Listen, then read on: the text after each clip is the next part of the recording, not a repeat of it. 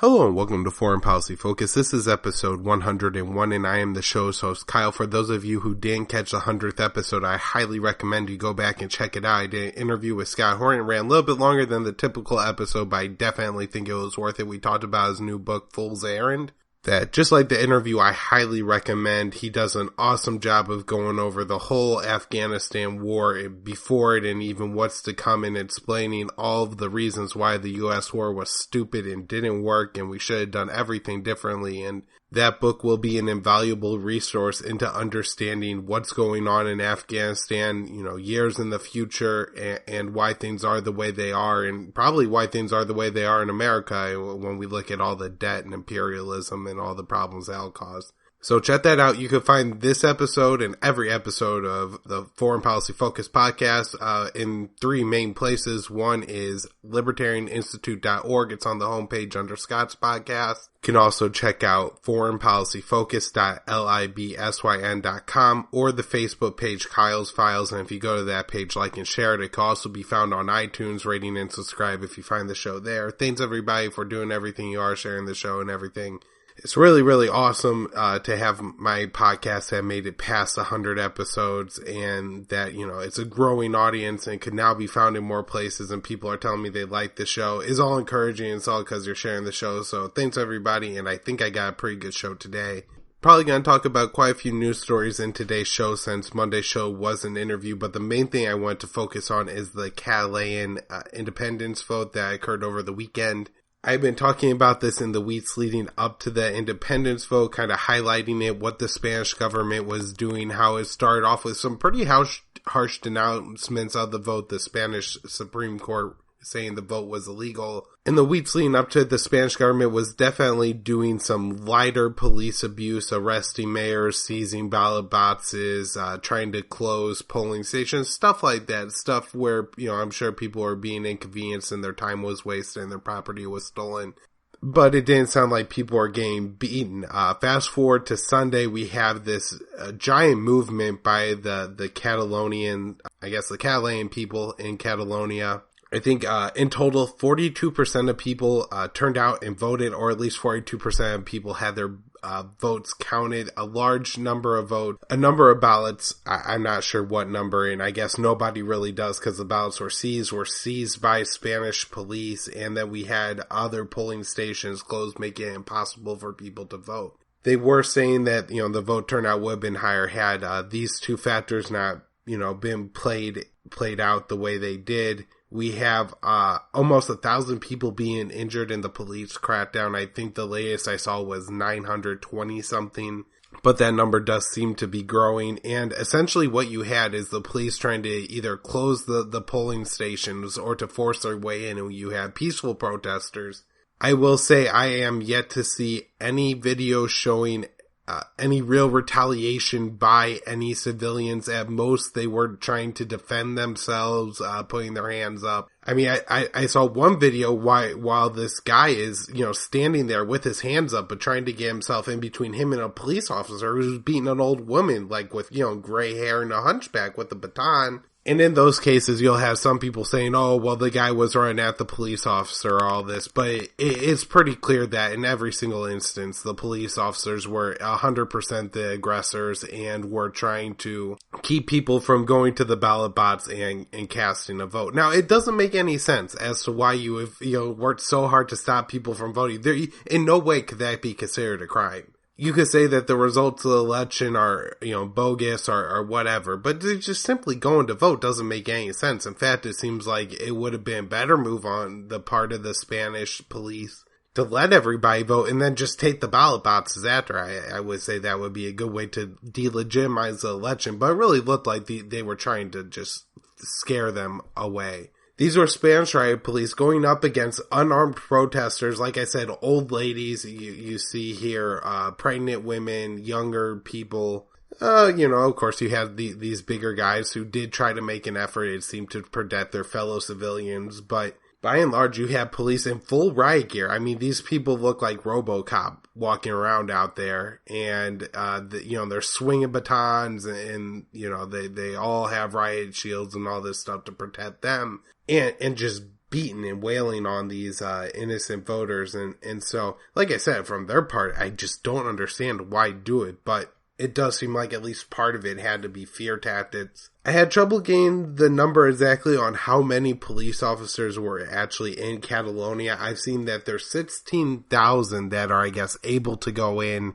And I've seen reports anywhere from the low thousands up until 12,000 actually being involved in the crackdown on the protesters. It does seem that the Spanish government has sent additional, I have no idea how many Spanish federal police officers and I guess other Spanish government military type personnel off the coast of Barcelona and Catalonia waiting, I guess, to basically carry out an invasion and oppression if the Catalonians do decide to secede. The big number, 90% of people actually voted for independence. Now, I have to think at least part of this is that if you were going to be brave enough to go get beat by a cop to vote, you were probably voting for independence. I don't know how much cognitive dissonance it would take to go, get beaten on the way, and then vote to stay, as a part of that government. That just seems like if you're willing to take a beating, I doubt it's going to be to, affirm your allegiance to the person beating you. And I guess you could say, well, they probably let the people who are voting no vote, but how would you know who the difference was if I was going to go and vote yes? I'd say, hey, guy, don't hit me. I'm going to vote no for it. I'm on your side. And then go in there and vote yes and leave. That way, the dumb cop just wasted his time rather than whacking me with a stick. But I mean, that's a really ugly situation that played out in Catalonia. I think one of the big things that nobody's really highlighting yet is just how important social media is. We're not relying on black and white pictures anymore that are just being published in the newspaper. We have real, minute, 2 minute, 5 minute, 10 minute long clips of police officers beating the living snot out of old ladies. It's quite amazing to see. I mean, the stereotypical gray hair has, one of the little hair ties on, hunchback, carrying that big old purse, gets beaten or drugging around by a Spanish, 6 foot, 200 pound, well built Spanish police officer in body armor. And they beat those old ladies with batons and carry them around. It's absolutely atrocious. How any, police officer could do that and think they were doing the right thing is honestly unbelievable. And how, there's 16,000 of these guys and they're all going and doing it. And not a single one is taking his baton and whacking his buddy on the head next to him and say, how dare you hit that old lady? What the hell is wrong with you? I mean, I think we would all at least do that if we're, standing next to our buddy and he, sucker punches an old lady in the jaw. What is wrong with you? At the very least do that. If not, hit your friend. How dare you assault an old lady?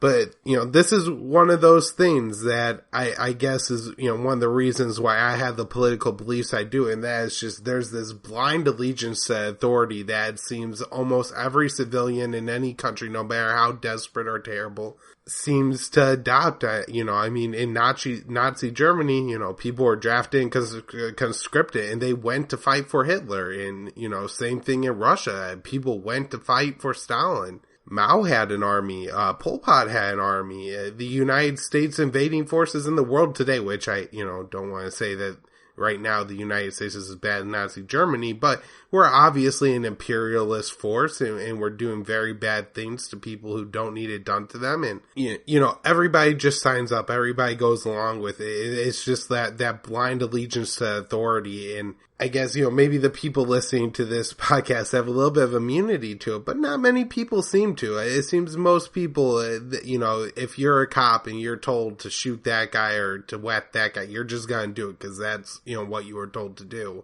So in a way, it seems almost unbelievable. And I think that's why not as many people realize it right away. It just seems unbelievable that if you lived in Nazi Germany, chances are you would support the Nazi government. But that's kind of how things tend to go in the world, and it's a really weird phenomenon, but it's definitely playing itself out right now in Spain. The rest of the EU seems like the Spanish police to just be falling in line. I think I saw Belgium as being one of the only countries that has so far expressed some, we really don't like what's going on here. I mean, you would think more of these politicians and world leaders would just have hearts and see some, old lady being beaten by a Spanish police officer and say, well, we have a real problem with this. And they could even make that with the caveat of, we don't support the Catalan independence. But let me tell you something, if it's between them being independent and old ladies getting hit with clubs, then, independence it is.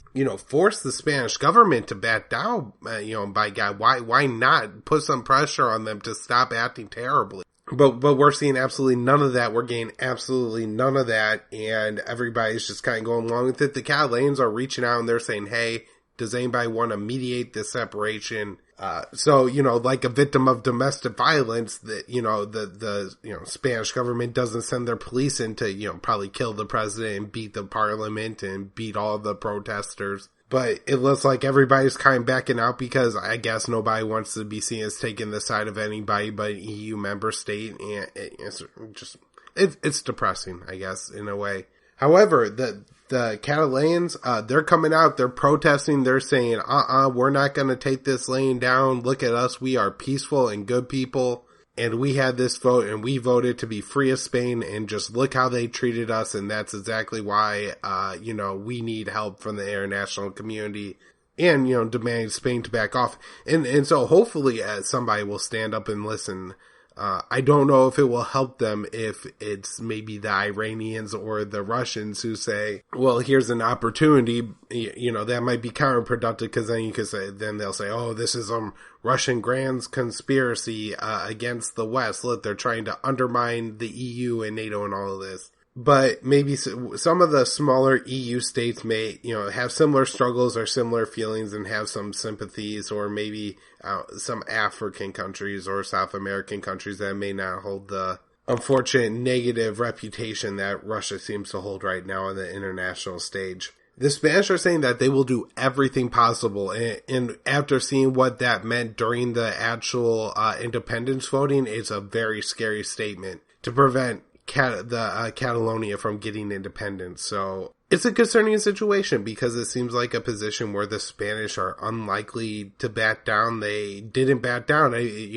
From seeing the trend that they're on trend of escalation, and the Catalan people, they're not doing anything wrong. And, I would not tell them to back down. I do hope they understand though that if they go forward with independence, there, unfortunately, is probably going to be some bloodshed. The Catalan President said that he will declare independence, I guess he went start the formal process of submitting the ballot results to the Parliament and how that all goes. But it does look like, that they are planning on declaring independence at least. The only thing I could see, maybe having kind of some sort of peaceful transition here is either a very large, a Germany, France, UK, United States saying to Spain, you can't act violently. You could sanction them, you could close the border and do all this other stuff, revoke their passports, but you can't go and shoot anyone. Or if the Catalans decide to make some kind of deal with Spain for more autonomy. I have no idea what, their list of demands would look like, but they may, maybe they would need some kind of constitutional changes in Spain or something like that to be ordered to stay. But man, after that brutal crackdown, I can't imagine that many people are going to be okay with being ruled by the people, who beat their grandmother. So I think we're looking at a long-term conflict here. I hope for peace. I'm not predicting violence and turmoil, but just looking at where we stand right now, any kind of, goodwill you could send to the Catalan people, I'm sure they appreciate. Some other stories I want to touch on. The first is that U.S. warships will now travel with their AIS systems on. These are systems that identify ships traveling in waters. All ships have them, and I think are supposed to have them turned on. They give, the name, the location, the speed, and the size of other ships in the region, and that way nobody runs into anybody. I guess this is part of the reason why we had U.S. ships running into merchant ships in the South China Sea. I saw somebody explain on Twitter how dangerous I guess this was to have the U.S. ships sailing around, because these are high traffic areas. You can't always see a lot on the sea. And the U.S. is driving around with its headlights turned off at night, then, maybe other ships don't see U.S. ships coming. So that seems like it'll at least be an improvement for safety. Something I want to put on everybody's radar, and that is there's FISA section that allows for spying on foreign people, people not from the United States. That's Section 702, and the Trump administration is pushing for it to be permanently, reinstated. Right now, I think it's going to sunset around the end of the year. The Trump administration tweeted out that they will cap refugees into the United States at 45,000 for the fiscal year 2018. In one of the strangest stories I have ever read, we have the United States kicking out 15 Cuban diplomats, and the United States are drawing 60% of our diplomats to Cuba because of what the United States says is Cuba not acting against apparent, what they call attacks on U.S. diplomats. Now, these attacks are not attacks in any kind of physical way. They say U.S., ambassadors to Cuba or U.S. diplomats in Cuba are coming down with a very odd set of symptoms like nausea, dizziness, not feeling well. And they believe it's because of some kind of sonic device using sound waves to apparently sicken these people. I guess it's not easy to detect who's been sickened because most of the victims were identified in January, but now the most recent victim hasn't even been identified until now. So this is one of the oddest things I've ever read. And I know you're probably sitting there thinking, what the hell is Kyle talking about? I'll definitely link to this in the show notes,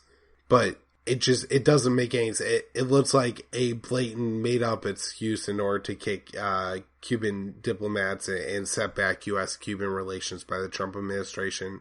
One of the big stories is Tillerson versus Trump on North Korea. Tillerson was in China, and I don't know if he went behind Trump's back or just, was kind of off doing his own thing, not looking for any supervision, or everybody has this moment when it's like, well, the boss didn't tell me not to. So Tillerson's in China and he's talking to the Chinese and he says, hey, maybe we'll have some talks with the North Koreans. I guess the boss Trump found out about though while he was on the golf course and took to Twitter while on the golf course to chastise Tillerson, telling Tillerson to save his energy that he's going to handle the North Korean situation. There's kind of two takes on this, both equally possible. And the first is that what happened, and there's this really odd relationship between Trump and Tillerson, and Trump is just a real jerk about it. And the other is this is some kind of good Scott, bad Scott schemes cut out by Donald Trump to, get the North Koreans to think, oh, well, we can talk to this reasonable Tillerson guy.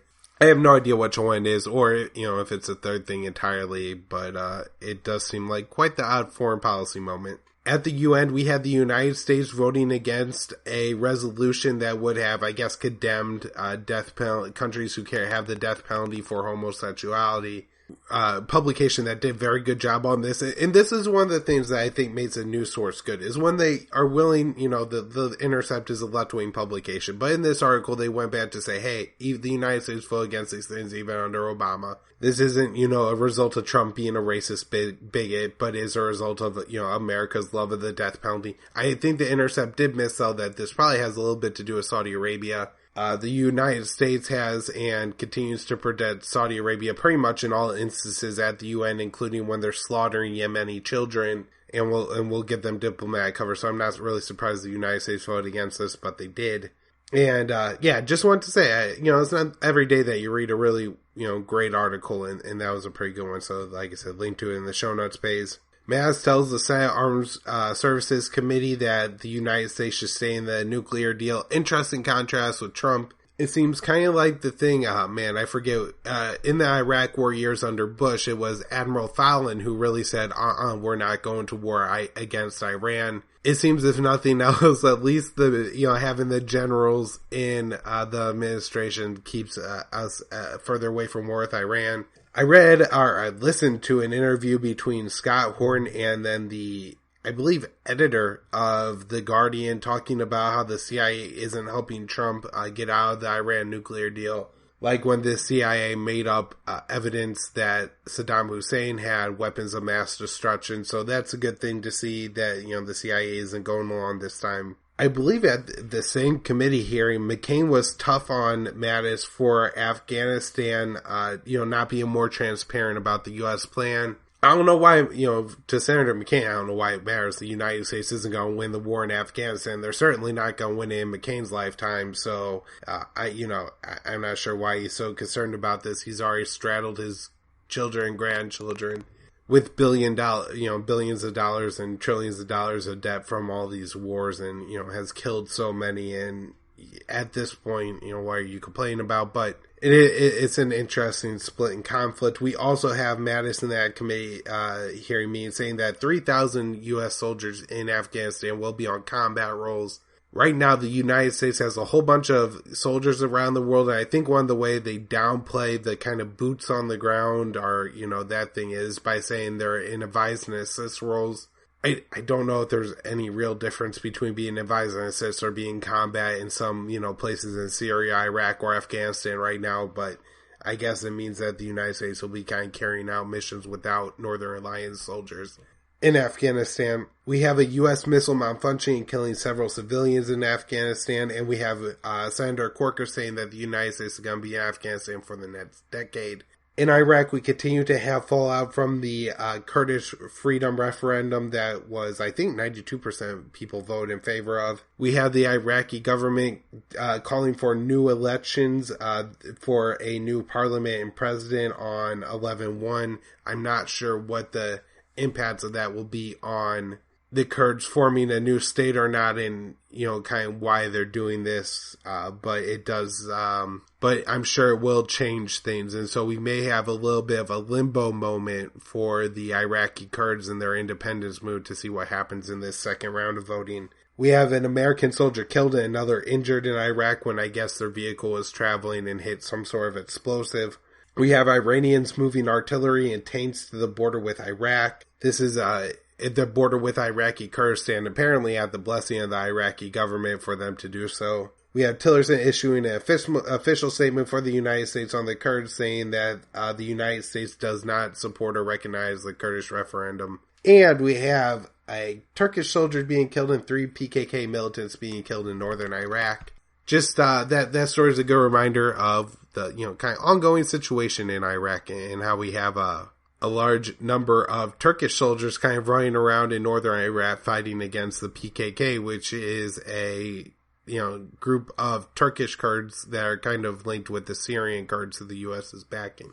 All right, that's where I'm going to wrap up the show for today. I don't know if you could tell by I'm starting to have a little bit more trouble talking, not feeling super well, but by Friday's show, hopefully I'm feeling a lot better and can bring you a lot more news. The big thing I want to touch on Friday's show will be the shooting that happened in Las Vegas and then Yemen. There's a lot going on in Yemen, a lot of important stuff. I almost pushed the Catalonian stuff actually back today because I thought the Yemen stuff was so important, but everybody wants to hear about Catalonia, so I went and did that. I hope everybody enjoyed the show. If you did, please share the show. foreignpolicyfocus.libsyn.com, Kyle's Files on Facebook, Foreign Policy Focus on iTunes. Or you could go to libertarianinstitute.org, and it's on the right side of the page under Scott Horton's show. You can find all my work at kylesfilesblog.com. I'm on Twitter at KYAALE. Thanks everybody, and I'll see you on Friday's show.